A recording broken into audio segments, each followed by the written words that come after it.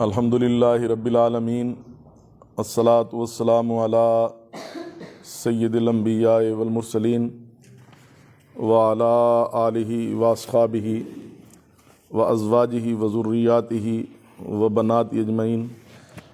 اما بعد فاعوذ باللہ من الشیطان الرجیم، بسم اللہ الرحمن الرحیم۔ حضرات گرامی قدر، آج جو ہے ہمارا کل سورۃ بقرہ ختم ہوئی تھی اور آج ہم اپنا درس شروع کر رہے ہیں سورہ آل عمران میں ہم نے کیا سنا۔ سبب اس سورت کے نام کا سبب یہ ہے کہ اس میں حضرت عیسیٰ علیہ السلام کے نانا اور حضرت مریم علیہ السلام کے والد حضرت عمران اور ان کے خاندان کا واقعہ مذکور ہے، اس لیے اس کو سورہ آل عمران کہتے ہیں۔ دیگر نام سورۃ الزارع، سورۃ الامان، سورۃ الکنز، سورۃ الطیبہ، یہ مدنی صورت ہے۔ اس کی 200 آیات ہیں، اس کے 20 رکوع ہیں اور ترتیب قرآن میں یہ تیسری ہے اور ترتیب نزول میں 99 نمبر یعنی 89 نمبر ہے۔ 9واں رکوع ہے اس کی، یہ تیسرے پارے کا 9واں رکوع ہے، یہاں سے شروع ہو رہی ہے اور اس کی آیت نمبر 1 میں حروف مقطعات ہیں جن کی مراد اللہ تعالیٰ اور اس کے رسول علیہ السلام جانتے ہیں۔ آیت نمبر 2 میں اللہ تعالیٰ کی معبودیت اور اس کی 2 وجودی صفات کا ذکر ہے کہ وہ زندہ اور دوسروں کو قائم رکھنے والا حی و قیوم ہے۔ آیت نمبر 3 میں نزول قرآن اور اس بات کا ذکر ہے کہ قرآن پاک میں پہلی کتابوں تورات و انجیل کی تصدیق ہے۔ آیت نمبر 4 میں بتایا کہ یہ کتاب انسانوں کی رہنمائی کے لیے قرآن پاک سے پہلے نازل کی گئی اور قرآن جو حق و باطل کے درمیان فیصلہ کرتا ہے اس کے نزول کا دوبارہ ذکر کیا گیا۔ منکرین کے لیے سخت عذاب کا ذکر ہے اور بتایا گیا کہ اللہ تعالیٰ غالب بھی ہے اور منکرین سے انتقام لینے والا بھی، لہٰذا اس کی رحمت سے دھوکہ نہ کھایا جائے۔ آیت نمبر 5 میں اللہ تعالیٰ کے علیم و خبیر ہونے کا ذکر ہے کہ اس سے کوئی چیز پوشیدہ نہیں، نہ زمین میں نہ آسمان میں، لہٰذا منکر کا انکار بھی اس کے علم میں ہے۔ آیت نمبر 6 میں انسانی شکل و صورت جو ماں کے پیٹ میں بنتی ہے اس کے بارے میں فرمایا کہ یہ تخلیق خداوندی ہے اور وہ جس طرح چاہتا ہے بناتا ہے۔ مطلب یہ ہے کہ اس کی تخلیق پر راضی رہنا چاہیے، وہ معبود بھی ہے اور غالب عزت والا بھی۔ آیت نمبر 7 میں نزول قرآن کا اس طرح ذکر فرمایا کہ اس کی آیات مختلف قسم کی ہیں، بعض کے معنی واضح ہیں اور یہی احکام کے لیے اصل ہیں،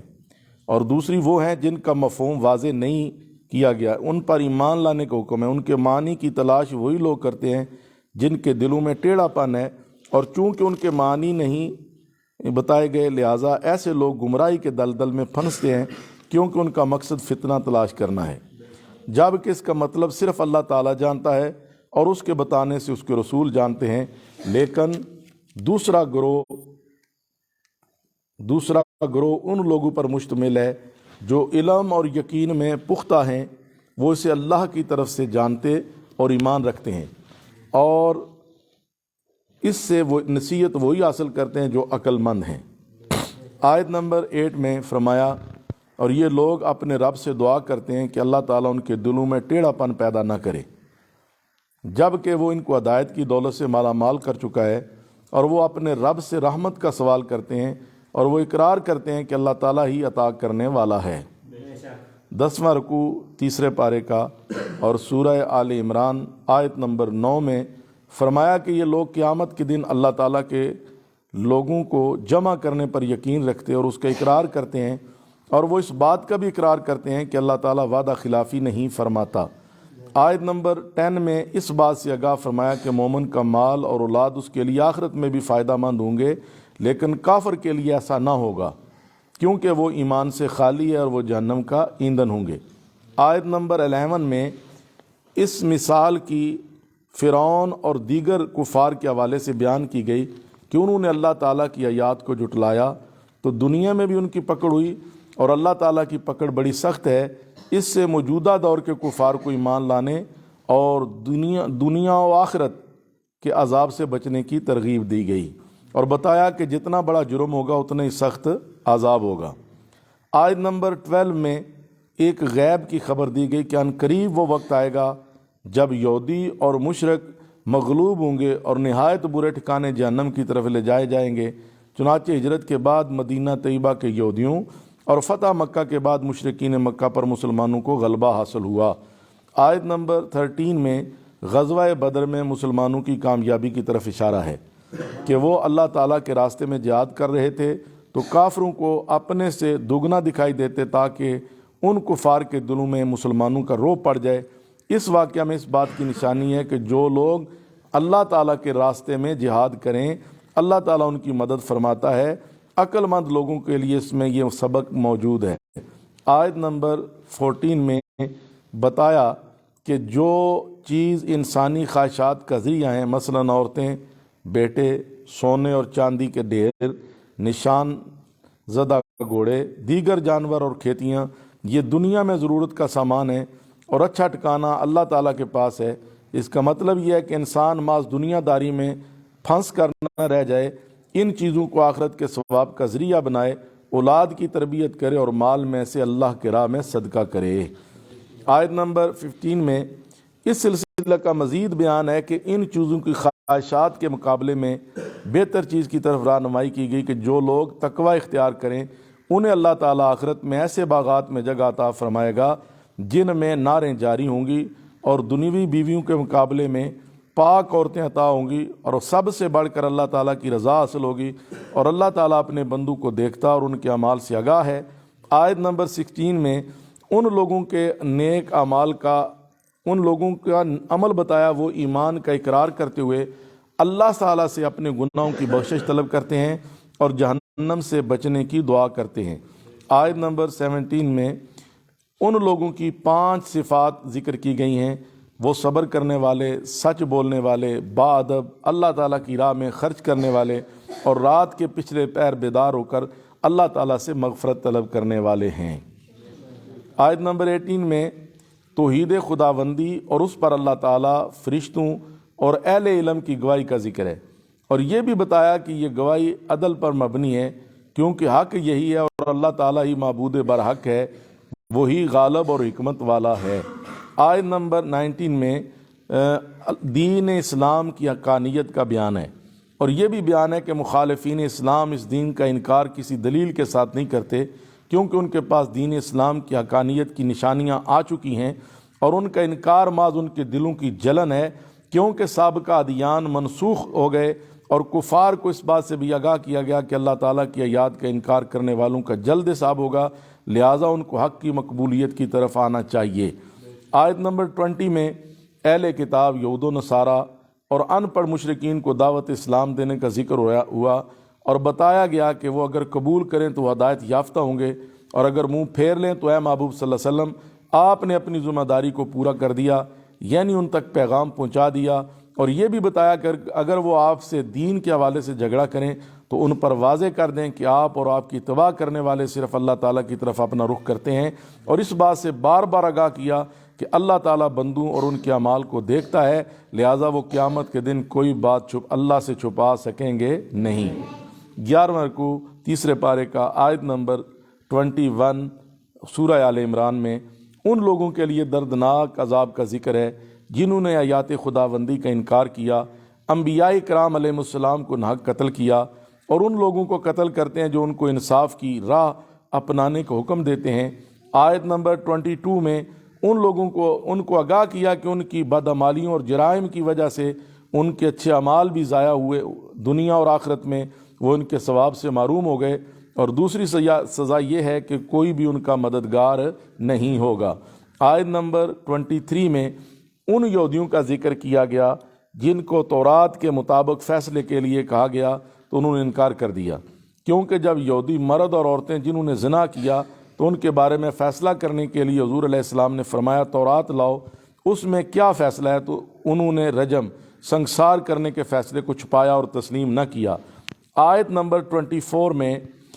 اس روگردانی کی وجہ بیان فرمائی کہ وہ اس دھوکے میں ہیں کہ انہیں صرف چند دن عذاب ہوگا، یعنی جتنے دن بچھڑے کی پوجا کی، اور ان کو اس کے من گھڑت عقیدے نے دھوکے میں ڈالا۔ آیت نمبر 25 میں فرمایا قیامت کے دن جب ہم سب کو جمع کریں گے اور ہر ایک کے عمل کا پورا بدلہ دیا جائے گا اور کسی پر زیادتی نہیں ہوگی، تو آج تصور کریں کہ اس وقت کیا کیفیت ہوگی۔ حضرت ابن عباس رضی اللہ عنہما فرماتے ہیں جب مکہ مکرمہ فتح ہوا تو حضور علیہ السلام نے امت سے فارس اور روم کی فتح کا وعدہ فرمایا۔ اس پر منافقین اور یہودی نے کہا یہ نہیں ہو سکتا، تو آیت نمبر 26 میں ان کا رد فرماتے ہوئے بتایا کہ بادشاہی دینا اور واپس لینا اور عزت و ذلت اللہ کے قبضے میں ہے، جسے چاہے وہ عطا کرے، جسے چاہے نہ دے، جسے چاہے عزت دے اور جسے چاہے ذلیل کرے، وہ ہر چاہت پر قادر مطلق ہے۔ اور آیت نمبر 27 میں قدرت خداوندی کی مثال بیان کی کہ رات اور دن کا آنا جانا، مردہ سے زندہ، زندہ سے مردہ کو نکالنا اس کی قدرت کا شاہکار ہے۔ جس طرح کافر سے مسلمان کا پیدا ہونا یا مسلمان کی اولاد معاذ اللہ کافر ہو جائے، کافر مردہ اور مسلمان زندہ کی طرح ہے۔ جس طرح مرغی سے انڈا، زندہ سے مراد، اور انڈے سے چوزا، مردہ سے زندہ کی مثال ہے۔ یعنی مرغی جو انڈا دیتی ہے وہ ظاہری طور پر مردہ ہے، لیکن اسی انڈے سے جب چوزا نکلتا ہے تو یہ انڈا مردہ تھا، اس سے اللہ نے زندہ چیز پیدا کر دی۔ جی زندہ کی مثال ہے، اور وہ رزق کا مالک ہے، لہٰذا جس کو جتنا چاہے اور جیسا چاہے عطا کرے۔ آیت نمبر 28 میں مسلمانوں کو کفار سے دوستی نہ کرنے اور مومنوں سے دوستی کی ترغیب دی گئی، اور بتایا گیا کہ جو کفار سے دوستی کرے گا اس کا اللہ تعالیٰ سے کوئی تعلق نہیں، اس سے اللہ تعالیٰ سے کوئی تعلق نہیں۔ لیکن اگر کفار سے خطرہ ہو یا کوئی مسلمان ان کے درمیان رائش پذیر ہو تو وہ ان سے لکی لپٹی بات کر سکتا ہے، اور حقیقت میں تو اللہ تعالیٰ سے ڈرنا چاہیے، بے شک اس کے پاس لوٹ کر ہم نے جانا ہے۔ آیت نمبر 29 میں اللہ تعالیٰ کی دو صفات علم اور قدرت کا بیان ہے، اور منافقین کو تنبیہ کی گئی کہ اگر تم اپنے دلوں کی باتیں چھپاؤ یا ظاہر کرو، اللہ ہر صورت میں ان کو جانتا ہے، بلکہ اس میں یہ اشارہ ہے کہ وہ تمہیں منافقت کی سزا بھی دے سکتا ہے۔ آیت نمبر 30 میں قیامت کا منظر بتا کر اس کو راہ راست پر آنے کی ترغیب دی، یعنی قیامت کے دن انسان کا ہر اچھا اور برا عمل ظاہر ہوگا، اور اس وقت برا عمل کرنے والا چاہے گا کہ اس کی عمل کی سزا اور اس شخص کے درمیان بہت فاصلہ ہو، لیکن اس وقت ایسا نہیں ہو سکے گا۔ لہٰذا آج اللہ کے عذاب سے ڈرتے ہوئے اچھے اعمال کا راستہ اختیار کیا جائے، اور یہ بھی بتایا کہ اللہ اپنے بندوں پر بڑا مہربان ہے، لہٰذا جو توبہ کرے وہ قبول فرماتا ہے۔ تیسرے پارے کا 12واں رکوع اور سورہ آل عمران کی آیت نمبر 31 میں اللہ تعالیٰ کی محبت کا راستہ بتایا کہ سرکار دو عالم صلی اللہ علیہ وسلم کی پیروی ضروری ہے، یہی سچی محبت کی علامت ہے، اور اس کا فائدہ دو صورتوں میں ظاہر ہوتا ہے۔ اللہ تعالیٰ ایسے لوگوں سے محبت کرتا ہے اور ان کے گناہوں کو بخش دیتا ہے، وہ بہت مہربان اور رحیم ہے۔ آیت نمبر 32 میں اللہ اور اس کے رسول صلی اللہ علیہ وسلم کی اطاعت کا حکم دیا۔ اتباع آپ کے طریقے پر عمل اور اطاعت حکم ماننے کو کہتے ہیں، اور جو لوگ اس سے منہ پھیرتے ہیں وہ کافر ہیں، اور اللہ کافر سے محبت نہیں کرتا۔ گویا اللہ اور اس کے رسول صلی اللہ علیہ وسلم کی اطاعت کرنے والے ہی اس کے محبوب بن جاتے ہیں۔ آیت نمبر 33 اور 34 میں کچھ حضرت آدم علیہ السلام اور حضرت ابراہیم علیہ السلام کی آل اور حضرت نوح اور آل عمران علیہ السلام کا ذکر فرمایا، جو آپس کے رشتوں میں جڑے ہوئے اور فضیلت والے ہیں۔ اسی آیہ کریمہ میں حضرت مریم علیہ السلام کی کرامت کا ذکر ہے کہ جب بھی حضرت زکریا علیہ السلام ان کے حجرے میں داخل ہوتے، وہ ان کے پاس کھانا پاتے۔ ان کے پوچھنے پر یہ کہاں سے آیا، آپ فرماتی ہیں یہ اللہ کی طرف سے آیا ہے، اور اللہ تعالیٰ ہی رازق ہے، وہ جسے چاہے بغیر حساب کے عطا فرماتا ہے۔ آیت نمبر 35 میں حضرت عمران کی بیوی نے یہ منت مانی تھی، ذکر کیا کہ ان کے ہاں اولاد نہیں تھی۔ انہوں نے نظر مانی کہ جو ان کے پیٹ میں وہ خالص اللہ کے لیے، یعنی بیت المقدس کی خدمت کے لیے وقف ہوگا۔ تو آیت نمبر 36 میں بتایا کہ وہ بچی پیدا ہوئی، تو حضرت مریم کی ماں بہت پریشان ہو گئی کہ بچی کس طرح مسجد میں خدمت انجام دے سکتی ہے۔ تو عرض کیا یہ تو بچی ہے۔ اللہ نے فرمایا جس لڑکے کا تم نے تصور کیا یہ بچی اس سے بہتر ہے، اور اس کا نام مریم علیہ السلام رکھا گیا، اور عرض کیا کہ یا اللہ میں اسے اور اس کی اولاد کو تیری پناہ میں دیتی ہوں، اسے شیطان مردود سے بچا کے رکھنا، بچا کے رکھنا۔ آیت نمبر 37 میں کئی باتیں ذکر کی گئیں۔ پہلی بات یہ ہے کہ اللہ تعالیٰ نے اس بچی کو اچھی طرح قبول فرمایا اور اس کی اٹھان اچھی طرح کی کہ وہ جلدی بڑی ہو گئیں، اور ان کو حضرت زکریا علیہ السلام کی کفالت میں دیا۔ اور پھر حضرت مریم علیہ السلام کی کرامت کا ذکر ہے کہ جب آپ کمرے میں داخل ہوتے تو ان کے سامنے کھانا رکھا ہوتا، پوچھنے پر آپ بتاتی یہ میرے رب کی طرف سے ہے، اور اللہ تعالیٰ جسے چاہتا ہے بے حساب رزق عطا فرماتا ہے۔ آیت نمبر 38 تا 40 میں اس بات کا ذکر ہے کہ حضرت زکریا علیہ السلام نے اس جگہ کھڑے ہو کر اپنے رب سے پاک اولاد مانگی۔ جب بے موسم پھل دیکھے نا حضرت زکریا نے، تو انہوں نے رب سے دعا مانگی کہ اللہ جس طرح تو مریم کو بے موسم پھل دیتا ہے، میری عمر تو اس قابل نہیں، لیکن مجھے بھی نیک صالح بیٹا عطا فرما، مجھے بھی نیک صالح۔ اپنے رب سے پاک اولاد کی دعا مانگی تو فرشتوں نے آپ کو جب کھڑے نماز پڑھ رہے تو اللہ کی طرف سے بیٹے کی خوشخبری دی اور بتایا کہ اس کا نام یحییٰ علیہ السلام ہوگا، اور ایک کلمہ حضرت عیسیٰ علیہ السلام کی تصدیق کرنے والے ہوں گے، سردار ہوں گے، عورتوں سے دور ہوں گے، نبی اور مقربین بارگاہ الہی ہوں گے۔ آیت نمبر 38 میں حضرت زکریا کی دعا کا ذکر ہے کہ جب آپ نے دیکھا کہ یہ مقام خاص مقام ہے تو پاکیزہ اولاد کے لیے دعا کی، اور اللہ تعالیٰ ہی کی اس صفت کا ذکر کیا کہ اللہ تو دعاؤں کا سننے والا ہے۔ معلوم ہوا جہاں اللہ کے نیک بندے ہوں، وہ زندہ ہوں یا قبروں میں مدفون ہوں، وہ قبولیت دعا کا مرکز ہوتے ہیں۔ جی حضرت مریم علیہ السلام نبیہ تو نہیں جی، ولیہ ہیں جی، اور ان کی یہ شان ہے کہ وہاں پر دعا مانگی گئی۔ تو مفسرین کہتے ہیں کہ جو اللہ کا ولی ہو، چاہے قبر میں ہو چاہے زندہ ہو، اس کے بیٹھ کے دعا کی جائے اللہ اس ولی کامل کے صدقے ہم پہ رحم کر، تو یہ اللہ تعالیٰ دعا قبول فرما لیتا ہے جی، دعا قبول فرما لیتا ہے۔ تو آیت نمبر 41 میں حضرت زکریا علیہ السلام کی نشانی طلب کرنے اور اللہ تعالیٰ کی طرف سے اس نشانی کا بیان ہے کہ آپ 3 دن لوگوں سے صرف اشارے سے کلام کریں گے، اور یہ بھی فرمایا کہ صبح و شام اللہ تعالیٰ کو کثرت سے یاد کرنا کہ اللہ تعالیٰ دعا سنتا ہے، اور اس کی پاکیزگی بیان کرنا۔ اور آیت نمبر 42 اور 43 میں اس خوشخبری کا ذکر ہے جو فرشتوں نے حضرت مریم علیہ السلام کو دی۔ ایک یہ کہ اللہ تعالیٰ نے آپ کو منتخب کر لیا، دوسری بات آپ کو پاک کر دیا، تیسری بات یہ کہ اپنے زمانے کی تمام عورتوں پر فضیلت دی، اور ان میں سے آپ کو اپنے قرب کے لیے چن لیا۔ نیز حضرت مریم علیہ السلام کو بارگاہ خداوندی میں بادب قیام، رکوع اور سجدے کا حکم دینے کا ذکر ہے۔ آیت نمبر 44 میں اللہ تبارک و تعالیٰ نے حضور علیہ السلام سے فرمایا یہ غیب کی خبروں میں سے ہے جس سے ہم نے آپ کو آگاہ کیا، کیونکہ جب کلموں کے ذریعے قرآن اندازی کی گئی کہ حضرت مریم علیہ السلام کی پرورش کون کرے، اور اس وقت جب وہ اس پرورش کے سلسلے میں بام جھگڑ رہے تھے تو آپ وہاں نہیں تھے، اس لیے آپ کے لیے غیب کی خبر ہے۔ معلوم ہوا اللہ تعالیٰ اپنے نبیوں کو غیب کا علم عطا فرماتا ہے۔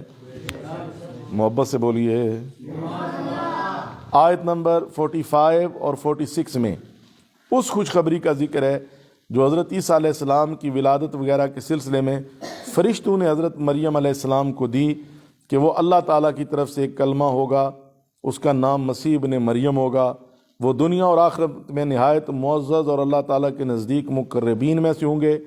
وہ پنگوڑے میں باتیں کریں گے، اور یہ بھی بتایا کہ وہ بڑھاپے کی عمر کو پہنچیں گے اور خاص بندوں میں سے ہوں گے، لہٰذا حضرت عیسیٰ علیہ السلام قیامت سے پہلے آسمان سے اتریں گے، بڑھاپے تک زندہ رہیں گے۔ آیت نمبر 47 میں حضرت مریم علیہ السلام کے تعجب کا ذکر ہے، انہوں نے عرض کیا میری شادی نہیں ہوئی تو بچہ کیسے پیدا ہوگا، بچہ کیسے پیدا ہوگا؟ تو اللہ تعالیٰ نے اپنی قدرت کا اعلان فرمایا میں جو چاہوں کر سکتا ہوں، اور یہ بھی کہ اللہ تعالیٰ جب کسی کام کا ارادہ کرتا ہے تو وسائل کی ضرورت نہیں ہوتی، وہ فرماتا ہے ہو جا اور وہ کام ہو جاتا ہے۔ آیت نمبر 48 اور 49 میں حضرت عیسیٰ علیہ السلام کی عظمت شان کی مزید چند باتیں ذکر کی گئیں کہ آپ لوگوں کو تورات اور انجیل اور حکمت کی تعلیم دیں گے، اور بنی اسرائیل کی طرف بطور رسول تشریف لائیں گے اور ان کو بتائیں گے کہ میں تمہارے پاس تمہارے رب کی طرف سے معجزات اور نشانیاں لے کر آیا ہوں۔ اس کے بعد آپ کے معجزات کا ذکر ہے کہ آپ مٹی سے پرندے کی شکل بنا کر پھونک مارتے تو وہ فوراً پرندہ ہو جاتا، مادر زاد اندھا یعنی پیدائشی جو اندھا ہے وہ اور سفید داغ والے آتے، آپ ہاتھ لگاتے اور اللہ انہیں شفا عطا کر دیتا، اور مردوں کو اللہ کے حکم سے زندہ کرتے، اور آپ لوگوں کو غیب کی باتیں بتاتے، وہ جو کچھ کھا کر آتے اور جو گھروں میں چھوڑ کے آتے اس کی بھی خبر دیتے۔ ان تمام باتوں کو اللہ تعالیٰ نے اہل ایمان کے لیے نشانی قرار فرمایا ہے۔ آیت نمبر 50 میں حضرت عیسیٰ علیہ السلام کی عظمت اور بعض دیگر باتوں کا بیان ہے۔ آپ کے کلام کو قرآن پاک نے نقل کیا۔ آپ فرماتے ہیں میں تورات کی تصدیق کرتا ہوں جو مجھ سے پہلے نازل ہوئی، اور مجھے رب نے اختیار دیا کہ بعض چیزوں کو جو تم پر حرام کی گئی تھی تمہارے لیے اللہ کے حکم سے حلال کر دوں۔ حضرت موسیٰ علیہ السلام کے زمانے میں اونٹ کا گوشت اور چربی اور کچھ مچھلیاں اور پرندے ان لوگوں پر حرام تھے، اور میں تمہارے لیے اپنے رب کی طرف سے نشانی لایا ہوں، بس اللہ تعالیٰ سے ڈرو، میری فرما برداری کرو۔ بار بار نشانیوں کا ذکر کر کے بنی اسرائیل کو راہ راست پر آنے کی ترغیب دی۔ آپ کے معجزات اور خود آپ کی تخلیق بنی اسرائیل کی آنکھوں کھولنے کا ذریعہ تھیں۔ آیت نمبر 51 میں حضرت عیسیٰ علیہ السلام کا وہ قول نقل کیا گیا جس میں آپ نے اپنی بندگی کا اظہار فرمایا اور ان لوگوں کو بتایا کہ میں رب نہیں ہوں، میرا اور تمہارا رب اللہ ہے، لہٰذا اسی کی عبادت کرو، یہی سیدھا راستہ ہے۔ اس طرح عیسائیوں کے عقیدے کی نفی فرمائی۔ آیت نمبر 52 میں ہے کہ آپ نے جب ان لوگوں میں کفر دیکھا تو فرمایا کون میرا مددگار ہوگا؟ تو جو آپ کے پیروکار تھے ان کو سفید لباس کی وجہ سے حواری کہا جاتا تھا، انہوں نے آپ کی حمایت اور اللہ تعالیٰ پر ایمان کا اعلان کیا اور حضرت عیسیٰ علیہ السلام کو اس پر گواہ بنایا۔ آیت نمبر 53 میں فرمایا انہوں نے اللہ تعالیٰ کی بارگاہ میں اعتراف کیا، ہم تیری طرف سے نازل ہونے والی کتاب پر ایمان رکھتے ہیں اور ہم تیرے رسول کی اتباع کرتے ہیں، تو ہمیں گواہوں میں لکھ دے، تو ہمیں گواہوں میں لکھ دے۔ 14واں رکوع تیسرے پارے کا آیت نمبر سورہ آل عمران کی 54 میں یہودیوں کی طرف سے ایک فریب کا ذکر کیا گیا کہ انہوں نے حضرت عیسیٰ علیہ السلام کو سولی چڑھانے کی کوشش کی اور اللہ تعالیٰ نے ان کو چوتھے آسمان پر اٹھا لیا، اور انسانی مکر و فریب کے مقابلے میں اللہ تعالیٰ کی خفیہ تدبیر بہت بہتر ہے۔ آیت نمبر 55 میں اللہ تعالیٰ کے حضرت عیسیٰ علیہ السلام سے ہم کلام ہونے کا ذکر ہے اور اللہ تعالیٰ کے چند وعدے بیان کیے کہ جو حضرت عیسیٰ علیہ السلام سے فرمائے، یعنی اللہ تعالیٰ آپ کو پوری عمر تک پہنچائے گا، اپنی طرف اٹھائے گا، کافروں سے پاک کر دے گا، اور جو لوگ آپ کی پیروی کریں گے ان کا مرتبہ کفار سے بلند ہوگا، دنیا میں ان کی یہ کیفیت ہوگی اور پھر اللہ تعالیٰ کے ہاں لوٹنا ہوگا اور ان لوگوں کے بامی اختلاف کا اللہ تعالیٰ فیصلہ فرمائے گا۔ آیت نمبر 56 اور 57 میں اس فیصلے کا ذکر ہے کہ کافروں کو سخت عذاب دیا جائے گا، اور یہ عذاب دنیا میں بھی ہوگا اور آخرت میں بھی ہوگا، اور وہ کسی بھی مددگار کی مدد سے محروم ہوں گے، اور جو لوگ ایمان لائے اور انہوں نے اچھے کام کیے اللہ تعالیٰ ان کو پورا پورا اجر دے گا، اور اللہ تعالیٰ نے یہ بھی اعلان فرمایا کہ وہ ظالموں یعنی مشرکوں اور دیگر کفار کو پسند نہیں کرتا۔ آج لوگ جو ہے نا ان سے دوستی کرنے پہ فخر کرتے ہیں، اللہ ان سے کہتا ہے دوستی نہ رکھو، ٹھیک۔ آیت نمبر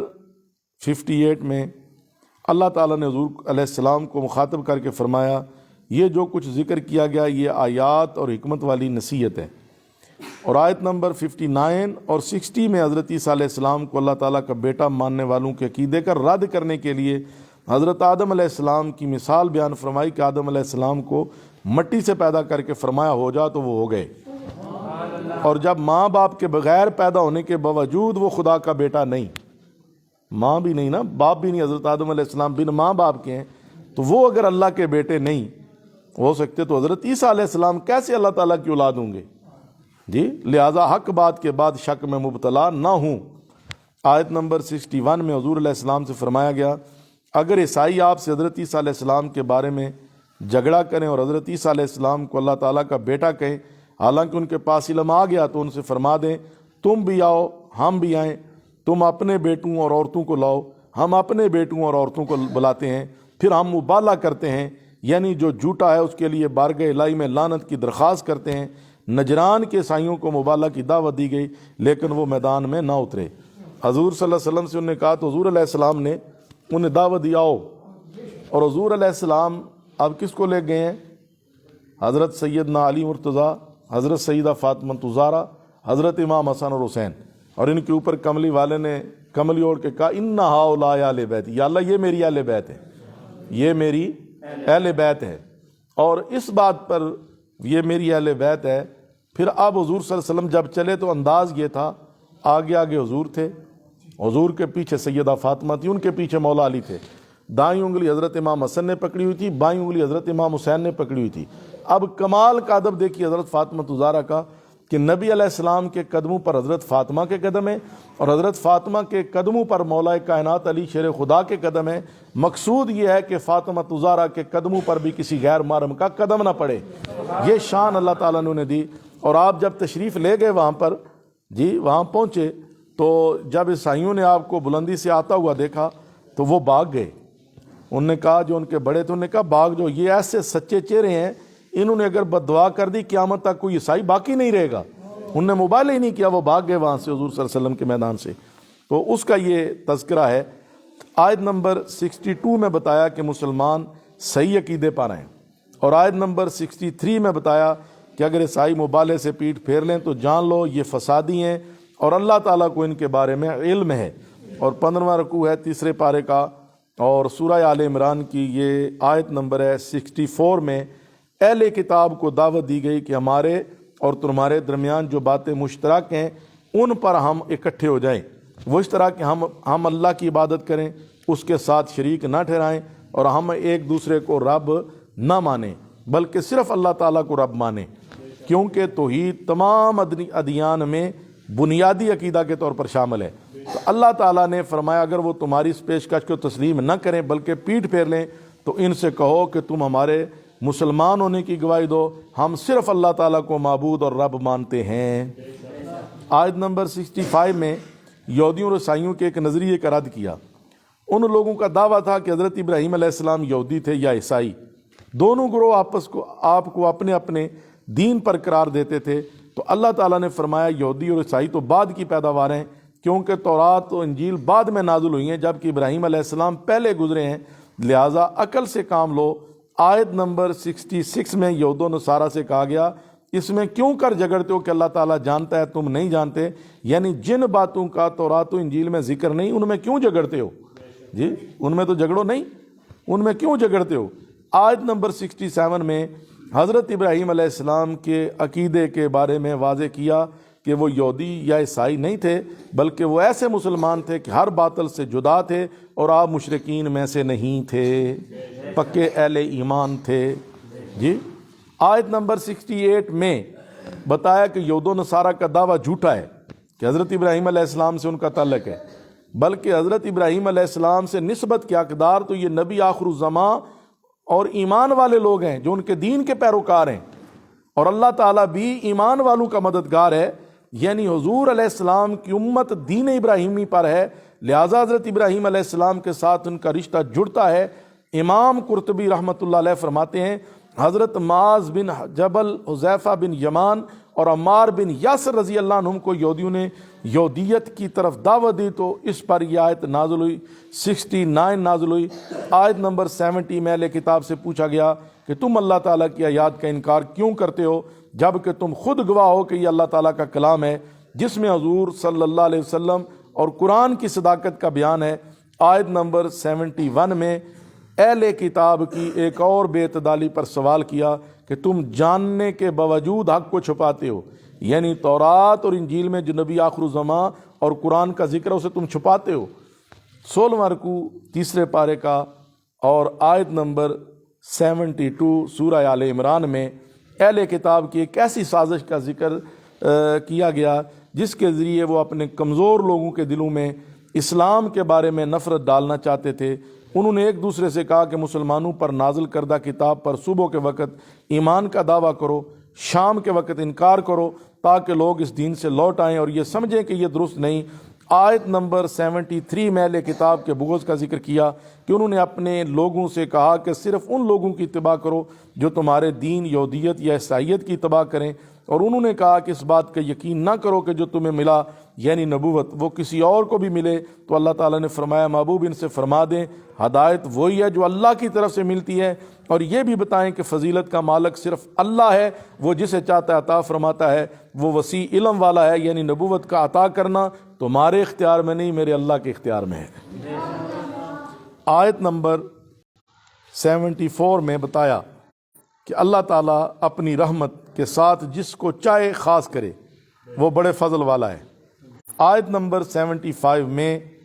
بعض اہل کتاب کی دیانت اور بعض کی بددیانتی کا ذکر کیا کہ ان میں سے کچھ وہ ہیں کہ اگر آپ ان کے پاس ڈھیروں مال امانت رکھیں تو ادا کرتے ہیں، یعنی 1 دینار بھی واپس نہیں کرتے جب تک کہ ان سے بار بار مطالبہ نہ کریں، کیونکہ وہ دوسروں کو ان پڑھ سمجھتے ہیں اور کہتے ہیں کہ انہیں ہم پر کوئی حق حاصل نہیں، اور یہ جان بوجھ کر اللہ تعالیٰ پر جھوٹ باندھتے ہیں، حالانکہ اللہ تعالیٰ انہیں اس قسم کا حکم نہیں دیتا۔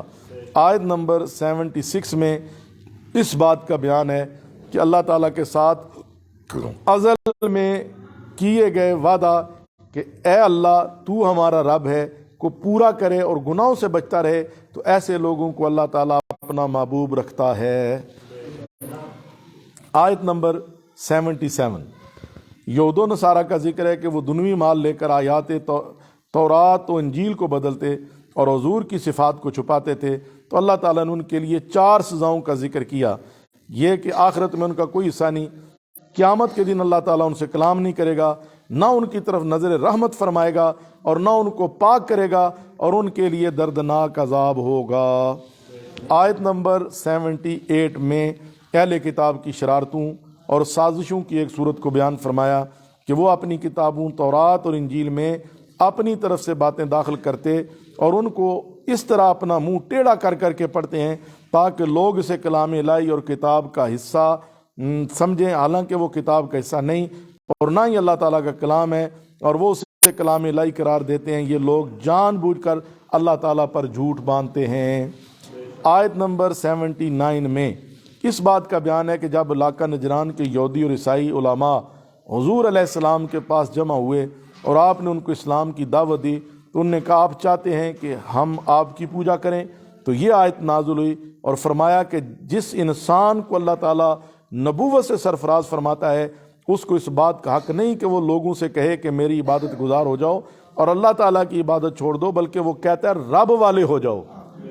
اللہ والے ہو جاؤ،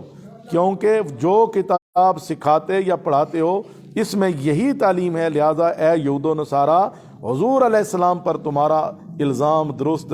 نہیں۔ آیت نمبر 80 میں مزید فرمایا کہ وہ فرشتوں اور نبیوں کو رب ماننے کو حکم بھی نہیں دیتا، کیا تمہارے اسلام لانے کے بعد وہ تمہیں کفر کو حکم دے گا؟ نہیں، ایسا ہرگز نہیں۔ 17واں رکوع 3 پارہ آیت نمبر 81 سورہ آل عمران میں اس وعدے کا ذکر ہے کہ جو عالم ارواح میں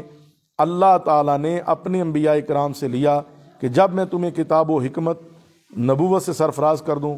پھر وہ نبی تشریف لائیں جو تمہاری کتابوں کی تصدیق فرمانے والے، تو تمہیں لازمی طور پر ان پر ایمان بھی لانا ہوگا، ان کی مدد بھی کرنا ہوگی۔ اللہ تعالیٰ نے اس پر ان سے پکا وعدہ لیا۔ یہ وعدہ حضور علیہ السلام کے لیے لیا گیا اور آپ کی عظمت کو ظاہر کیا گیا، حالانکہ آپ نے کسی نبی کے دور میں نہیں آنا تھا اور نہ آپ اپنے وقت سے پہلے تشریف لائے، گویا سید المرسلین ہونے کی طرف یہ اشارہ ہے۔ اور آیت نمبر 82 میں فرمایا کہ بفرض مال اس وعدہ کے بعد کوئی پھر جائے تو ایسے لوگ نافرمانی کرنے والے ہوں گے، چونکہ یہود و نصارہ نے دین ابراہیمی جو اللہ تعالیٰ کا دین ہے اسے چھوڑ کر اپنی طرف سے دین گھڑا۔ تو آیت نمبر 83 میں فرمایا کہ یہ کیسے لوگ ہیں جو اللہ تعالیٰ کے دین کے علاوہ تلاش کرتے ہیں، حالانکہ زمین و آسمان کی ہر چیز اللہ تعالیٰ کے سامنے جھکتی ہے، چاہے خوشی سے جھکے یا ناپسندیدگی سے، اور بالآخر سب نے اسی کی طرف لوٹ کے جانا ہے۔ آیت نمبر 84 میں حضور علیہ السلام سے فرما دیں کہ تم جس راستے پر چلو تمہاری مرضی، ہم تو اللہ تعالیٰ پر اور اس وحی پر جو ہم پر نازل ہوئی اور جو حضرت ابراہیم، حضرت اسماعیل، حضرت اسحاق، حضرت یعقوب علیہ السلام پر اور ان کی اولادوں پر نازل ہوئی اس پر ایمان رکھتے ہیں۔ اسی آیت میں مزید فرمایا کہ ہم ایمان لانے میں رسولوں میں فرق نہیں کرتے، کیونکہ ہم اللہ تعالیٰ کے حکم کے سامنے سرنگوں ہوتے ہیں اور ان سب پر ایمان لانا حکم خداوندی ہے۔ آیت نمبر 85 میں دین اسلام کی حقانیت اور اس کے اللہ تعالیٰ کی طرف سے ہونے کی وجہ سے اس سے وابستگی کا اشارہ فرمایا کہ جو شخص اسلام کے علاوہ دین تلاش کرے وہ ہرگز قبول نہیں کیا جائے گا، اور ایسے لوگ آخرت میں نقصان میں ہوں گے۔ آیت نمبر 86 میں ان لوگوں کی مذمت کی گئی جو ایمان لانے کے بعد مرتد ہو جاتے ہیں، وہ دین کو بدنام کرنے کی کوشش کرتے ہیں۔ یہ لوگ ظالم ہیں کیونکہ انہوں نے اللہ تعالیٰ کے سچا ہونے کی گواہی دی اور اس کے پاس روشن نشانیاں آ چکی تھیں، پھر انہوں نے کفر کیا، تو ایسے لوگ کس طرح ہدایت کے مستحق ہو سکتے ہیں؟ اس کا پس منظر یہ ہے کہ حارث بن سوید حضور علیہ السلام پر ایمان لایا، پھر کفر اختیار کیا اور اپنی قوم کے پاس چلا گیا۔ اس پر یہ آیت نازل ہوئی۔ جب کسی شخص نے حارث کے سامنے یہ آیات پڑھی تو وہ دوبارہ مسلمان ہوا اور اچھے انداز میں اسلام اختیار کیا۔ آیت نمبر 87 میں ایسے لوگوں کے بارے میں جو اسلام لانے کے بعد مرتد ہو جائیں، یہ سزا بیان کی گئی کہ ان لوگوں پر اللہ تعالیٰ فرشتوں اور سب لوگوں کی طرف سے لعنت ہے جی، ان پر لعنت ہے۔ آیت نمبر 88 میں بتایا کہ یہ لعنت وقتی نہیں بلکہ ہمیشہ اس میں گرفتار رہیں گے، نہ تو ان کے عذاب میں تخفیف ہوگی نہ ان کو مہلت دی جائے گی۔ آیت نمبر 89 میں بتایا کہ اگر وہ اس کے بعد توبہ کر کے اپنی اصلاح کریں، جس طرح ابھی حضرت حارث کا واقعہ ذکر کیا گیا، تو وہ دوبارہ اسلام لائے تو اللہ تعالیٰ ایسے لوگوں کی توبہ قبول کرتا ہے، وہ بہت بخشنے اور رحم فرمانے والا ہے۔ آیت نمبر 90 میں بتایا کہ جو لوگ اس کے خلاف رائے فرار اختیار کریں، یعنی ایمان لانے کے بعد کفر اختیار کریں اور ان کا کفر بڑھتا جائے اور وہ اسلام کی طرف رجوع نہ کریں، تو وہ توبہ کی قبولیت کے مستحق نہیں، یہی لوگ گمراہ ہیں۔ اس سے مراد یہ ہے کہ جب روح نکلنے کے وقت توبہ کریں۔ آیت نمبر 91 میں ان لوگوں کا ذکر کیا جو کفر اختیار کرتے ہیں پھر اسی حالت میں مر جاتے ہیں اور مرنے سے پہلے توبہ نہیں کرتے، تو وہ فرض محال اگر وہ زمین بر سونا دے کر بھی جان چھڑانا چاہیں تو ان سے قبول نہیں کیا جائے گا۔ ان کے لیے دردناک عذاب ہے، ان کا کوئی مددگار نہیں ہوگا، یعنی اگر قیامت کے دن وہ ایسا کریں جب کہ قیامت کے دن کسی کے پاس مال بھی نہیں ہوگا۔ آگے جناب یہ چوتھا سپارہ شروع ہو رہا ہے اور یہ سورہ آل عمران کی آیت نمبر 92 میں مسلمانوں کو اللہ کی راہ میں عمدہ اور محبوب چیز خرچ کرنے کا حکم دیا اور بتایا کہ جب تک یہ راستہ اختیار نہیں کرو گے نیکی کا ثواب نہیں پاؤ گے، اور انسان جو کچھ بھی خرچ کرتا ہے اللہ تعالیٰ اسے جانتا ہے۔ حضرت ابو طلحہ رضی اللہ عنہ نے اس آیت کے نزول کے بعد اپنا پسندیدہ باغ اور وہ کنواں جو حضور صلی اللہ علیہ وسلم خوشی سے جا کے بیٹھتے تھے اللہ کی بارگاہ میں پیش کیا، حضور علیہ السلام نے خوشی کا اظہار فرمایا۔ آیت نمبر 93 میں پس منظر یہ ہے کہ سرکار دو عالم نے یہودیوں سے فرمایا میں ملت ابراہیمی پر ہوں۔ انہوں نے کہا آپ کس طرح یہ دعویٰ کرتے ہیں جبکہ آپ اونٹ کا گوشت کھاتے، اونٹنیوں کا دودھ استعمال کرتے ہیں، جبکہ ملت ابراہیمی میں یہ حرام ہے؟ تو اس کا جواب دیا کہ بنی اسرائیل کے لیے تمام کھانے حلال تھے سوائے اس کے جو حضرت یعقوب علیہ السلام نے تورات کے نزول سے پہلے اپنے اوپر حرام کیے۔ اگر سچے ہو تو تورات لاؤ، سب کچھ واضح ہو جائے گا، یعنی حضرت ابراہیم علیہ السلام کے دین میں چیزیں حرام نہیں تھیں۔ آیت نمبر 94 میں بتایا کہ انہوں نے اللہ تعالیٰ پر جھوٹ باندھا اور ایسا کام کرنے والے ظالم ہیں۔ آیت نمبر 95 میں فرمایا کہ جو کچھ اللہ تعالیٰ نے فرمایا وہ سچ ہے اور تم حضرت ابراہیم علیہ السلام کے دین کی پیروی کرو جس میں باطل کا شائبہ تک نہ تھا اور نہ آپ مشرکوں میں سے کوئی تھے۔ آیت نمبر 96 میں بیت اللہ کی تاریخ اور اس کی عظمت بیان کی گئی، بتایا گیا کہ سب سے پہلا گھر جو اللہ تعالیٰ کی عبادت کے لیے بنایا گیا وہ کعبہ شریف ہے، یہ گھر برکت والا ہے، یہ گھر برکت والا ہے۔ اور آیت 97 میں بتایا کہ اس میں وہ پتھر ہے جس پر حضرت ابراہیم کے قدموں کا نشان ہے، اسے مقام ابراہیم کہتے ہیں، یہ امن والی جگہ ہے، یہاں لڑنا منع ہے۔ اسی آیت میں مالی جسمانی طاقت رکھنے والوں پر حج کی فرضیت کا ذکر ہے، اور جو لوگ اس کا انکار کریں انہیں بتایا گیا کہ اللہ تعالیٰ ان کی عبادت سے بے نیاز ہے، لہٰذا وہ اسے کچھ نقصان نہیں پہنچا سکتے بلکہ اپنا نقصان کر رہے ہیں۔ آیت نمبر 98 میں اہل کتاب سے استفسار کیا کہ وہ اللہ تعالیٰ کی آیات کا کیوں انکار کرتے ہیں، یعنی وہ جان بوجھ کر ایسا کرتے ہیں، حالانکہ ان کو اپنی کتابوں کے ذریعے ان کی صداقت کا علم ہے اور اللہ تعالیٰ ان کے اعمال سے آگاہ ہے، لہذا ان کے عذاب سے بچ نہیں سکتے۔ آیت نمبر 99 میں بھی ان سے سوال کا ذکر کیا گیا کہ وہ اہل ایمان کو اللہ تعالیٰ کے راستے سے کیوں روکتے ہیں، ان کے لیے ٹیڑھا راستہ تلاش کرتے ہیں، جب کہ وہ اس پر گواہ ہیں کہ مومنوں کا راستہ صحیح راستہ ہے، اور ان کو یاد رکھنا چاہیے کہ اللہ تعالیٰ ان کی حرکات سے بے خبر نہیں۔ آیت نمبر 100 میں